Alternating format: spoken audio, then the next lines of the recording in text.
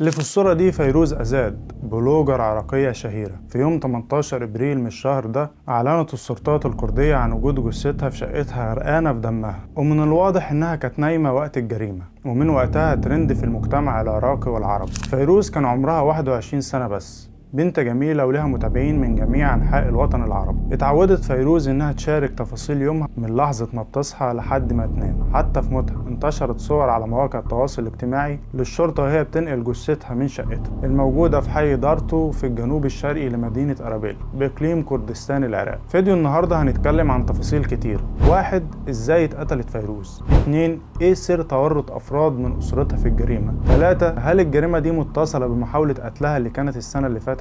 هنا بإذن الله هنجاوب على كل الأسئلة دي وأكتر، فلو عندك فضول تعرف أصل الحكاية كمل معايا. بس الأول أنت خلاص عرفت هتعمل إيه. اعمل لايك وسيب لي رأيك في التعليقات، رأيك مهم جدا، واشترك في القناة وفعل زر الجرس عشان تشوف كل جديد. بسم الله.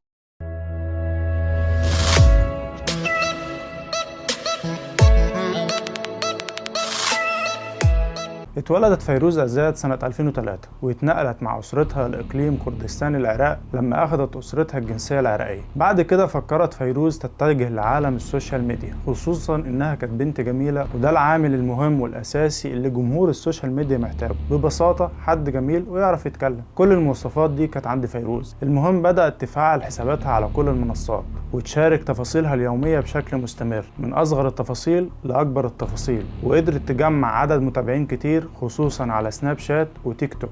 لحد هنا والأمور كانت عادية ومستقرة، وحياة فيروز ممكن تكون أقل من العادي، لحد ما جت اللحظة اللي اتغير فيها حياتها، وتحديدا في شهر نوفمبر سنة 2023 اتعرضت فيروز لمحاولة اغتيال، وشهرتها من اللحظة دي زادت الضعف، بل أضعاف كمان. ركز معايا بقى في التفاصيل اللي جاية. لحظة محاولة اغتيال فيروز كانت في شقتها، وفجأة اقتحم شابين ملثمين الشقة. فيروز حست بباب الشقة بيتفتح، خافت جدا وحست بالرعب. في اللحظة دي كانت موجودة في الصالة، وقفت في مكانها وهي محتارة تعمل ايه. تجري على أوضتها وتقفل عليها الباب، ولا تبلغ الشرطة، ولا تطلع من البلكونة تصوت. وفجأة اتفتح الباب ودخل عليها الشابين الملثمين ومش واضح من وشهم حاجة. تخيل تكون قاعد في بيتك وفجأة يدخل عليك اتنين وعاوزين يتعدوا على حرمة بيتك جنسيا. بس الفرق ان فيروز كانت لوحدها وبطولة. فضلت تقاوم الشابين لفترة طويلة، دقايق مروا عليها وكأنهم سنين، وبتنتهي المقاومة ان الشابين مسكوا فيروز ورموها من بلكونة الشقة. وفي تقارير تانية بتقول ان فيروز هي اللي رمت نفسها من البلكونة، عشان ما كانش قدامها حل تاني غير كده، اما تهرب حتى لو كان مصيرها الموت، او تستسلم لمصير أسوأ من الموت. ما علينا.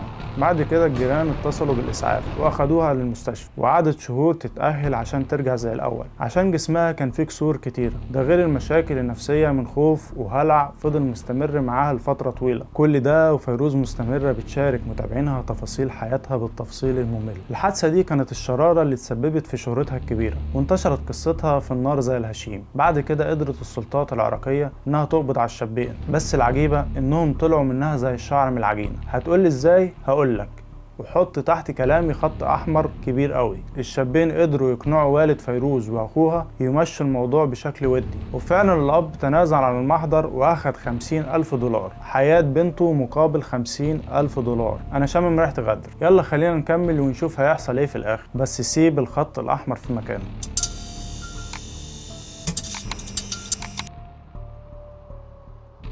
على الرغم ان فيروز حققت نجاح كبير من قصتها دي وخلتها واحدة من اشهر صناع المحتوى في العراق والوطن العربي، بس النجاح الاسري ما كانش موجود، والمشاكل العائلية كانت موجودة بشكل يومي. عاشت فيروز في أسرة مفككة، أبوها وأمها كانوا منفصلين وفيروز عاشت فترة مع أمها. التفكك الأسري ده يمكن السبب فيه فيروز نفسها. والد فيروز كان عنده مشاكل كبيرة مع الطريقة اللي بتظهر فيها بالفيديوهات، ملابسها الخفيفة وطريقة كلامها، وزي أي أب شرقي من حقه يعمل كده ويخاف على بنته. غير إنه طلب منها كتير تقفل حساباتها على مواقع التواصل الاجتماعي، بس فيروز رفضت رفض قاطع واتمسكت بالحياة الافتراضية اللي عايشة فيها. واستمر الخلاف بين الأب وفيروز مكمل، وعلاقتهم شبه اتدمرت واتقطعت.